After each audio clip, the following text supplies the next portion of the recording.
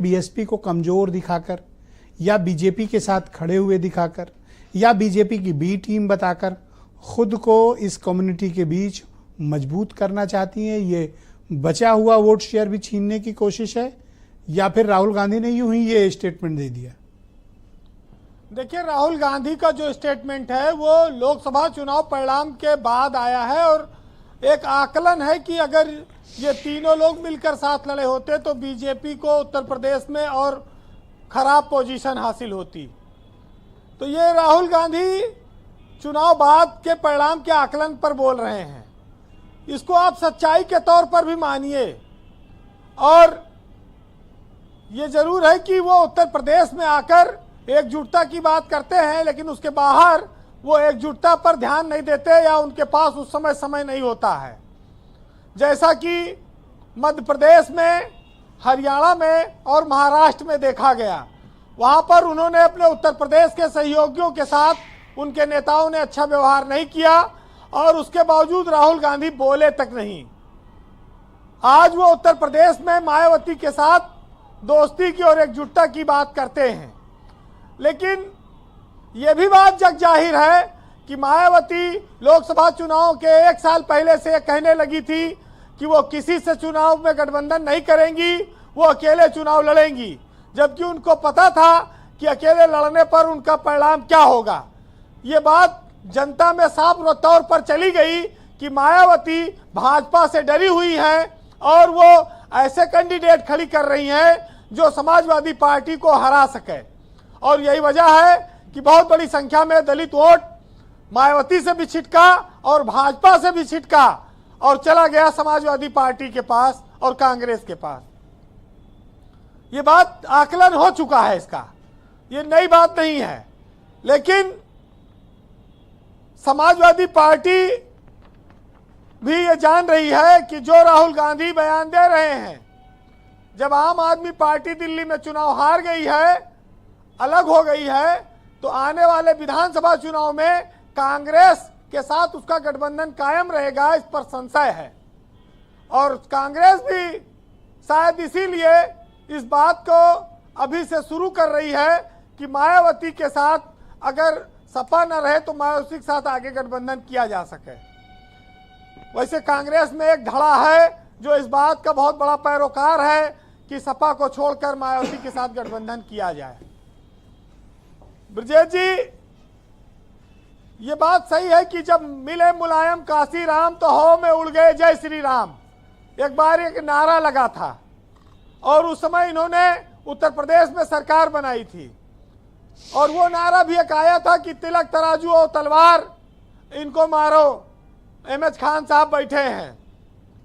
और फिर मायावती ने अपने नारे को बदला और कहा कि हाथी नहीं गणेश हैं और ब्रह्मा विष्णु महेश हैं। मायावती जिस सियासत से चलकर आई थी, बाद में वो सोशल इंजीनियरिंग के सहारे सरकार बनाकर सवर्णों और दलितों का एक कॉम्बिनेशन बनाने में लगी थी। लेकिन आज की तारीख में उनकी पार्टी का जो हश्र है, उसके फैसलों के लिए वो खुद जिम्मेदार हैं। आज उनके पास कोई बड़ा नेता, बड़ा चेहरा उत्तर प्रदेश में नहीं रह गया है। अगर सतीश मिश्रा को छोड़ दिया जाए तो अपने समधी तक को मायावती ने पार्टी से निकाल दिया और अपने भाई के बेटे को भी निकाला था, फिर बाद में वापस ले लिया।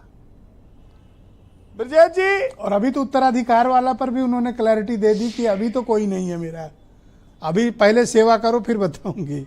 अभी तो उन्होंने स्टेटस बदल दिया। मायावती जिस रास्ते पर चल रही है, जब वहां को संपत्ति बचे तब तो कोई उत्तराधिकारी लेने आएगा, जब कुछ रही न जाए तो क्या आए लिए। तो बसपा का जो स्थितियां दिख रही हैं आपको, विधानसभा में 1, लोकसभा में 0, राज्यसभा में 0, विधान परिषद में 0, तो बसपा का उत्थान कहाँ दिख रहा है और कैसे दिख रहा है? चंद्रशेखर आजाद अकेले एक आदमी चुनाव लड़ा और जीत गया। आज उनके लिए सबसे बड़ी चुनौती तो वहां भी है। देखिए, सियासत में अहंकार नहीं चलता है। और संवाद, आंदोलन, मिलना, पार्टी को मजबूत करना, ये काम हमेशा चलते रहना चाहिए। लेकिन आप डर के सियासत नहीं कर सकते हैं। आप डर डर के घर से नहीं निकलेंगे तो ये सियासत चलेगी नहीं। और जो लोग समर्थक हैं वो निराश ना हो, क्योंकि सियासत में कहते हैं कभी भी तकदीर बदल सकती है। क्या राहुल वाकई में बीएसपी को नुकसान पहुंचा सकते हैं वीरेंद्र जी, आपको लगता है, या फिर सिर्फ एक हेडलाइंस बटोरने की कोशिश? देखिए, मायावती के पास जो वोट बैंक है वो धीरे धीरे कट गया। अब नुकसान और फायदा अब बसपा के कंट्रोल में रहा नहीं है, अब वो जा चुका है जी। और उसकी जगह दूसरे लोग ले रहे हैं जी। तो ये बहुत साफ है कि दलित हर चुनाव के वक्त अपना एक नया रास्ता खोज रहा है और वो कभी भाजपा के साथ जाता है, कभी कांग्रेस और सपा के गठबंधन के साथ जाता है जी। और इस बार वो हुआ था जी। अवधेश प्रसाद को बसपा के एक चेहरे के तौर पर सपा में आगे लाया गया, उसका फायदा भी मिला और बसपा से आए हुए नेताओं का भी फायदा मिला समाजवादी पार्टी को। लेकिन अब ये कितनी देर स्थिर रहेगा इसको कोई नहीं कह सकता है जी। लेकिन ब्रजेश जी, राजनीति में कोई बयान ऐसे नहीं दिया जाता है, उसके बहुत सारे मायने होते हैं। फिलहाल आप ये सुन सकते हैं कि फर्क महसूस ना हो, इतने भी अनाड़ी नहीं, लेकिन एक बात है जो कांग्रेस ने बिगाड़ी भी नहीं। और कौन अब शोकेस में सजाकर रखेगा तुमको? अब तो तुम्हारा खरीदार कबाड़ी भी नहीं और खुश्क आंखों से देर से रखी है यहाँ, अब आने के लिए स्टेशन पर कोई गाड़ी भी नहीं। क्या कह रहे हैं प्रोफेसर? क्या बात है, कितना क्या बात है। बहुत शुक्रिया वीरेंद्र जी, आपका धन्यवाद ग्राउंड जीरो से अपना फीडबैक, ओपिनियन